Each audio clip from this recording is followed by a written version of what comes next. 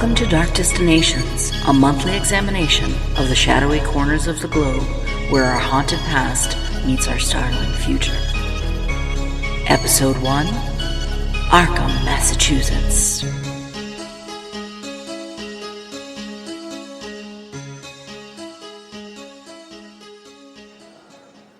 Alright, here we go. It is April the 27th. I have just landed at Logan International Airport here in dreary Boston, Massachusetts. And this is August Ward recording. Hi, Shelley. Thanks again for taking this assignment at such short notice. You are the only producer I trust with this piece. I'm going to be doing things a little differently with this one. There's still going to be plenty of interviews and personal notes and wild sound pieces to wade through, but rather than record months later back in some airless studio, I'm going to do my best to put my Ivy League education on display and actually narrate on the fly. And to that end, I bought a new recorder. And it is programmable, so whenever I finish a session, it should make a cue sound, like this. How's that? Isn't that great? You can choose any sound you want, and I thought this one is appropriately spooktacular given our subject matter. Anyway, my mysterious benefactor has spared every expense for this investigation. I flew here coach, and now I'm in the parking lot of what must be the worst rental car agency in all of Massachusetts. I was shocked when the ancient rental car shuttle bus didn't need to be lifted by the passengers and run here Flintstone style. And now I'm finally at my rental car. It is a Ford Taurus, an older model, not surprisingly, and covered in the kind of late spring grime I had mercifully forgotten about. And the interior absolutely stinks. I don't know that for certain because I haven't gotten inside it yet. I'm just guessing. Alright, Shelley, here we go. Route 1 is a Massachusetts mainstay. It connects at the Rhode Island border and wends its way through the eastern portion of the state, terminating in New Hampshire. Somewhere at the halfway point, if you take exit 25A and head east, you'll find yourself on the Massachusetts coast. Just north of Marblehead, a city that spawned an entirely colloquial non sequitur, light dawns on Marblehead, and south of Kingsport lies the famous and, in some cases, infamous town of Arkham. We're a few minutes from the town line, which is as good a time as any, dear listeners, to introduce you to your narrator. Storyteller?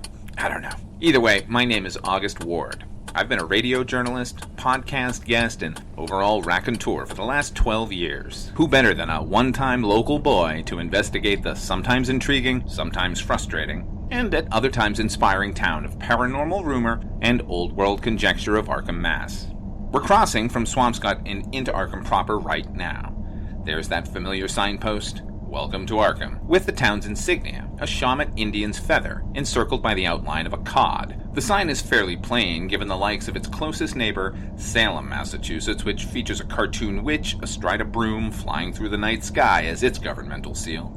Salem has always been Arkham's older brother on a national scale. Better known, better regarded, always more fascinating to the casual observer. Every Halloween, the entirety of the U.S. population seems to funnel into its supposedly haunted borders. Hundreds of books, films, and television series have been devoted to its dark history and purported supernatural underpinnings.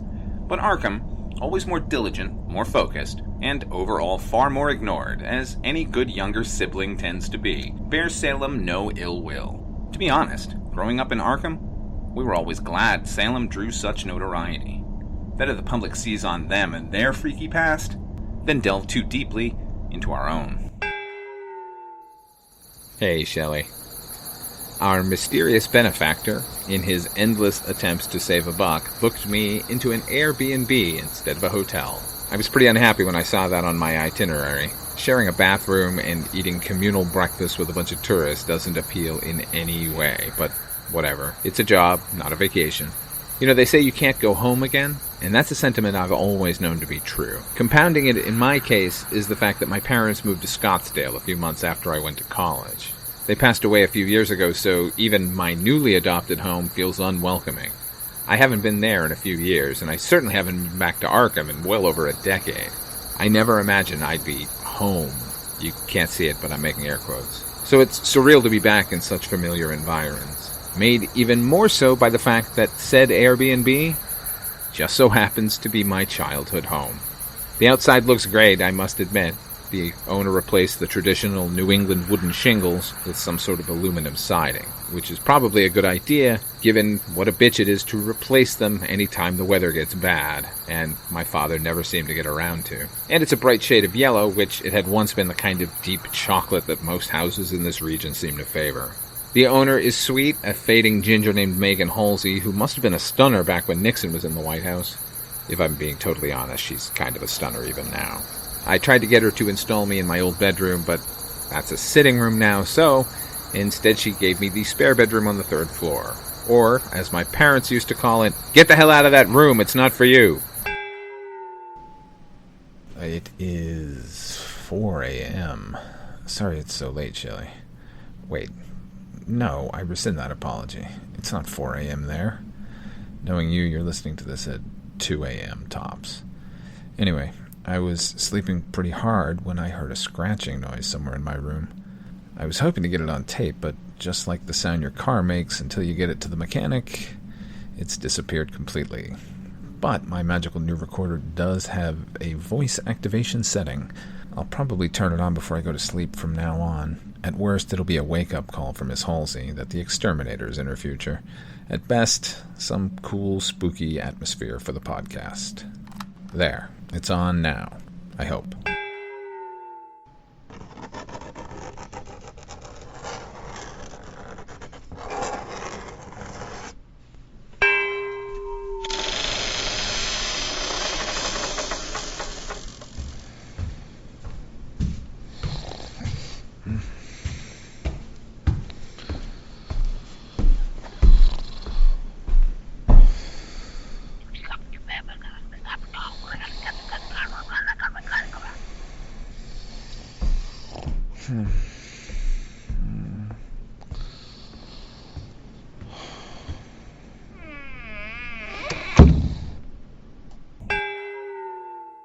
Good morning, Shelley, and it is a beautiful morning. I'm spending it soaking up the old hometown atmosphere. I'm sure the notion that everything you grew up seeing seems smaller when you return to it as an adult, but it's no less shocking a sensation to experience. Thought I'd run into some familiar faces. A few townies have waved in my direction, but I didn't recognize any. Haven't recognized anyone. Odd. In any event, at 3 today, I've got an interview at the Arkham Historical Society with a Shirley Frohmeyer. These small-town crones do love to talk, and ramble, and drone on. So prepare for a deluge of minutia. Wish me luck. Wow. This is germane to nothing at all, Shelley. I'm just amazed.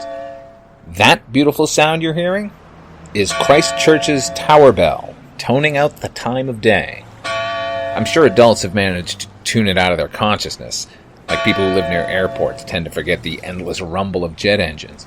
But as a kid growing up here, those bells felt like a lifeline. When you heard only 2 bells, there was no sweeter sound in the world. The William Dyer Memorial High School's day ends at 2. I don't know why I'm so shocked that the bell tower is still in operation. I guess everyone believes their hometown will fall apart without them. In this case, I'm pleasantly surprised that it isn't true. Hey, Shelley.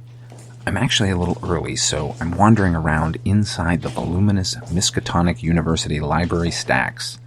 The Historical Society is housed in the same building as the library, and I realize that I've never actually been in here. Miskatonic's library contains one of the world's most well-regarded collections of ancient and first edition texts, and the place does not disappoint. It's all wrought iron spiral staircases and an innumerable row of bookcases. I get the sense you can get lost in here very easily. It's well maintained from what I can see, but there's an odor of decay, like a basement after a flood. And the lighting is, well, let's be generous and say it's atmospheric. I don't know if these bulbs are on a dimmer or what, or if they keep it at such low levels to discourage you from spending too much time in here, but it's off-putting in ways I find hard to describe. Of course, rumors have abounded about the secret library contained somewhere inside here where you can find forbidden tomes that exist nowhere else. And one book in particular that... Are you a student here, young man? Oh, no, I'm just having a look around. I've got an appointment with the Historical Society. Follow me, please. Yeah, of course. Okay, Shelley, so this won't be a total waste. I'm going to give a bit of history and I'm going to give you the full story later. Ready? I'm currently standing at a bit of an anomaly. While Arkham is bounded by the Atlantic Ocean on the east, and old-growth forest to the north, south, and west, the town itself is fairly urban, bordering on industrial when you approach its center. And yet currently beneath my feet is a verdant green lawn that stretches for many city blocks, all the way down to Garrison and hemmed in on either side by College and Church Streets. This is the quadrangle. Most similar institutions simply refer to it as a quad of Miskatonic University. It isn't as old as Harvard or well-known as MIT, but Miskatonic University is a venerable and venerated higher education mainstay. Founded originally as Arkham College back in 1740, it became Miskatonic in 1796 after the largesse of Arkham's first true industrialist, Jebediah Orne, and today boasts accreditation of thousands of PhDs. Housed within its gambrel roof is the Arkham Historical Society, which was to be the purpose of my visit. Hey, what we tell you over there? Yeah, okay, I'm going. God damn it. Alright, Shelley. Forgive the background noise in here, but then again, this is just a note. It's not for publication. I had to get something to eat, so I'm currently at Consalvi's, which is a pizza place I used to frequent as a kid. You know when that argument comes up, which is better, New York or Chicago pizza? I know they're both wrong. It's Consalvi's here in Arkham. Anyway, I was escorted from the library to the Historical Society. Shirley Frohmeyer was much younger than I expected given that name. I anticipated an old crone, but she couldn't have been more than 28 or so. But she was clad in a business suit that fairly screamed, "Don't waste my time," so... Anyway, she asked me for my credentials, which I showed her, such as they are, then asked me the areas of interest as far as the interview. I should point out that she told me to keep the recorder off until the interview was to begin, which is why you're now getting this secondhand. She was fine with the basics of town history and its rivalry with Salem. She even seemed eager to dish on that subject, but when I brought up the actual subject matter, her demeanor went black. She was polite about it, but told me that she'd be unable to help me, and was booked solid for the next few weeks. Suspicious? Yeah, I'd say. I'd also say that I'm clearly on the right track with the subject matter. I don't think I've ever seen a scholarly dissemination of the tragedy. Hell, even a cursory online search of May's Eve will produce 0 results. And now I'm going to turn off the recorder, because as soon as I said May's Eve, I got quite a few dirty looks from my fellow diners, and they are continuing to stare right now. The hell was that about? I've been in weird situations before. Remember that piece about San Pedro meth heads? Man, this is how surreal it felt. I'm currently driving to my rented room in my childhood home, and that seems totally normal now. I don't know if you can hear, but compounding everything, we just got hit with a freak New England spring storm, and it looks like it's going to blow for the rest of the evening. I'm glad I ate, because once I get into my room, I fully intend on remaining there till the morning.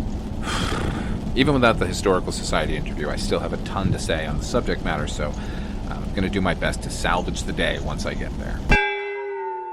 Okay, Shelley. A little bit of notes, and I'll let you know when we're going into the actual narration. Like I mentioned, the storm has descended like the wrath of God, and everyone in town is huddling in their domiciles. I've got my windows closed, but somehow it still seems wet in here. And since Miss Halsey seems singularly determined to keep her heating bills down, it's chilly enough that I'm wearing a sweater and wrapped myself in a blanket.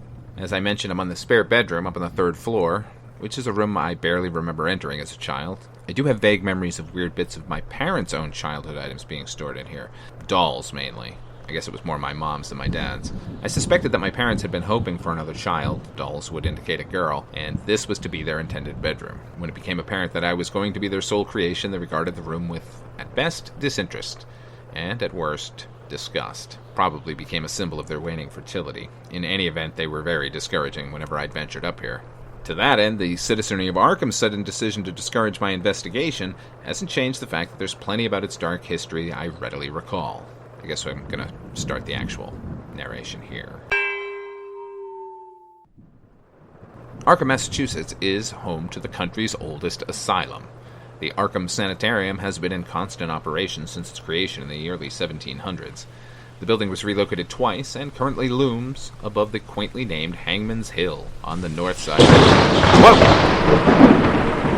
There goes the power. Hold on a second.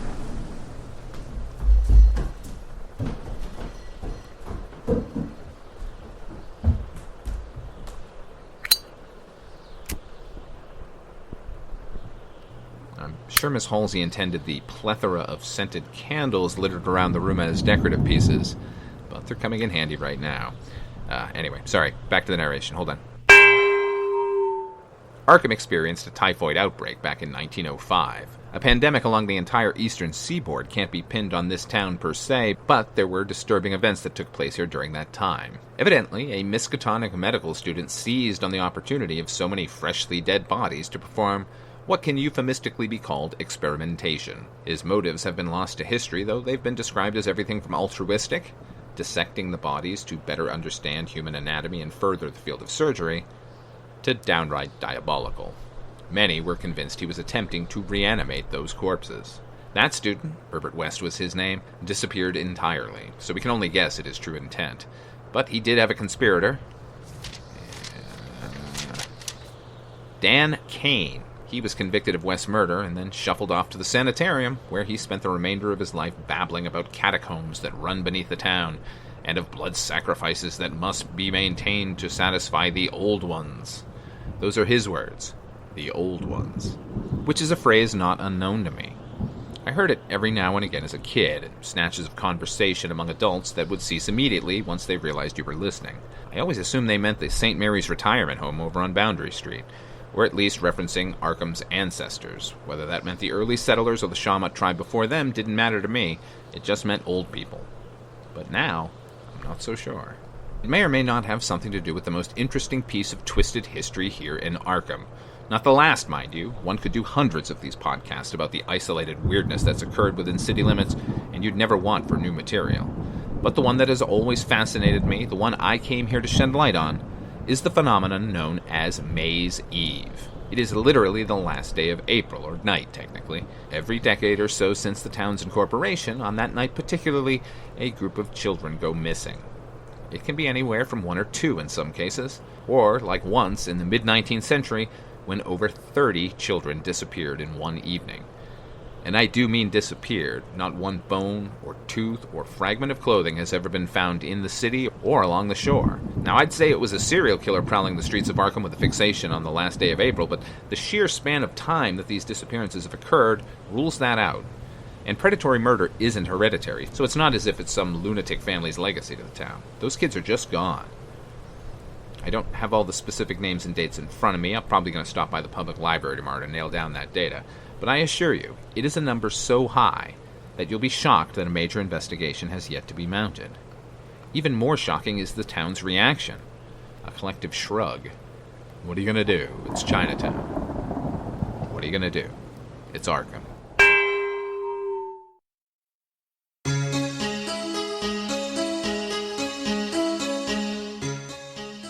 The program will resume momentarily, but we at Dark Destinations need to comment on what you're about to hear. Our reporter, August Ward, received a phone call, and as best as we can surmise, the caller wished neither to be identified nor put on the record for this piece. Given that Mr. Ward has recently gone missing, we can only assume his motive with regard to recording the call. We err on the side of Mr. Ward's proven integrity. And given the mysterious circumstances of his disappearance, we believe the call itself worthy of examination. However, the caller's name has been redacted and his voice altered electronically to preserve his identity. It's 4 o'clock in the morning. Augie? Augie, is it you? Who are you, Mr. Private Number? Augie, why'd you come back? You were supposed to stay gone. Don't you know the date? Don't you know? I am well aware of the date. What I'd like to know is who's calling. Where are you? Tell me you're not back in the house. Oh, God. You can't get her back. You know that. Can't get who back? Listen, if you're not going to identify yourself, this call is over, and I'm going back to sleep. You don't remember. I guess that's good. But you can't stay. Get out of the house. Get out of the city.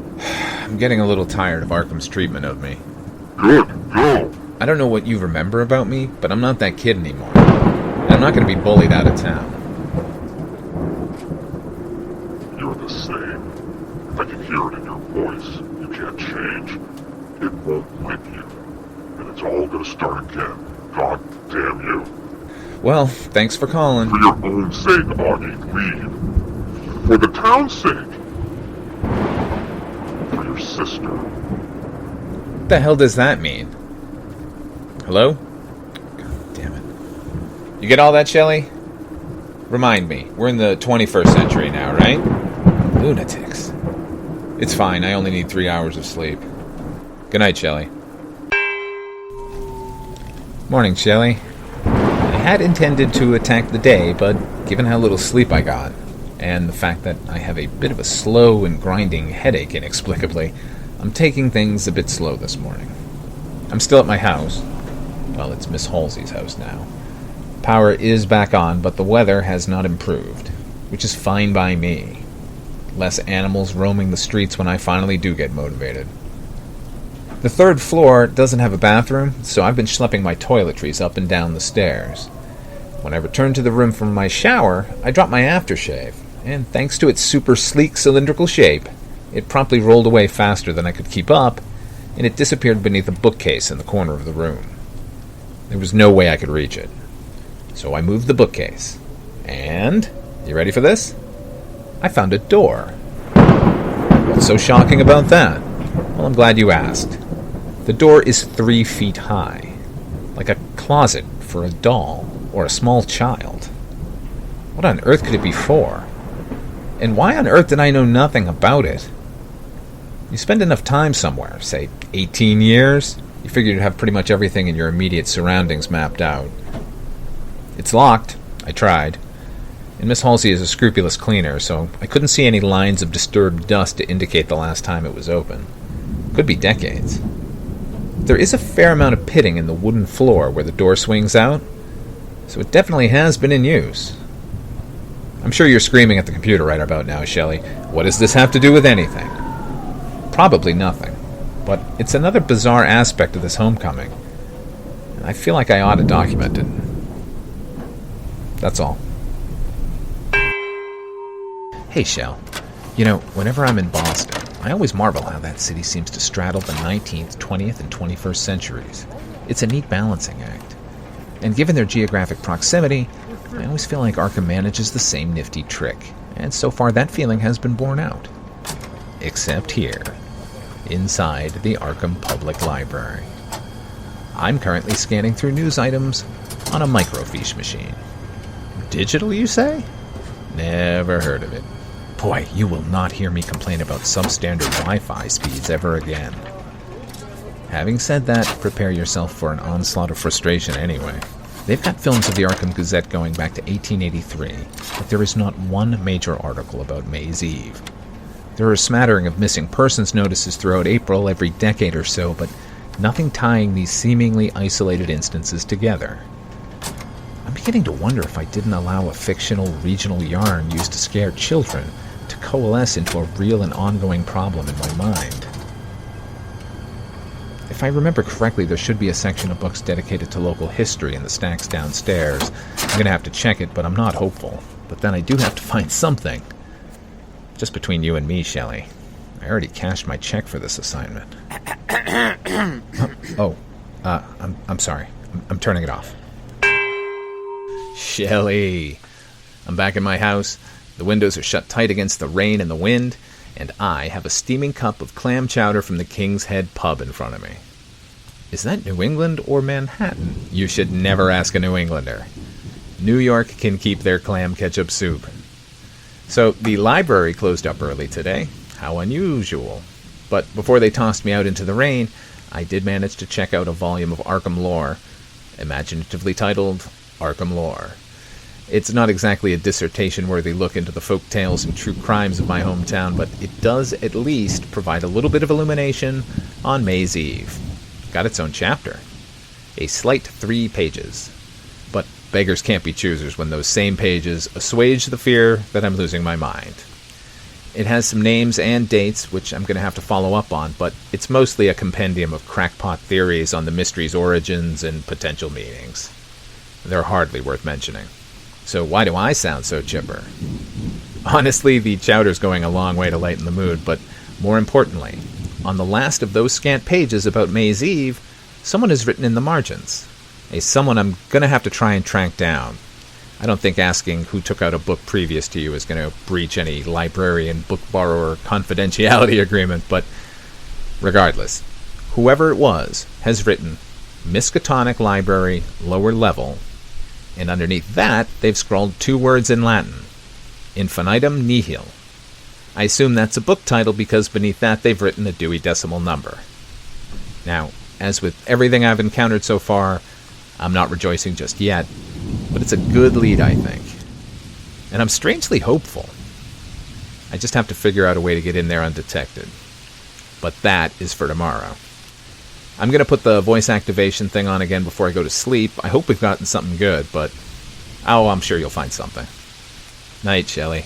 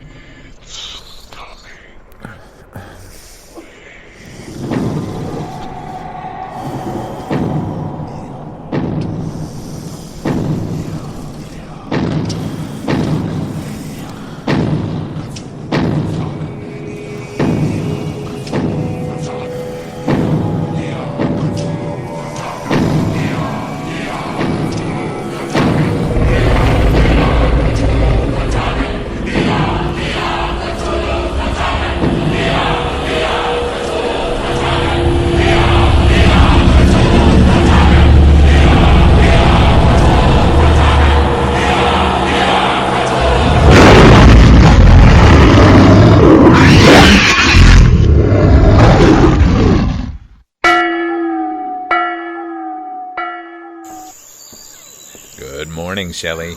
The rain has stopped. The sun is covered by angry clouds, but the rain has stopped, and I feel incredible. Must have slept like the dead because I am all energy today. 10-year-olds got nothing on my exuberance. And this is a weird thing to say, but I feel purposeful, if that makes any sense. It's like I'm a metal shaving and the story is a magnet buried somewhere in Arkham, pulling me forward. Or maybe I've lost my mind. Lots to do today, lots to record. I'm going to start over near the river on Water Street. I really need to Cthulhu, Fatagan, before I attempt getting back inside the Miskatonic Library. Arkham and its citizens have been so far unkind, but that ends today. Today, I'm going to break this town wide open. End of part 1.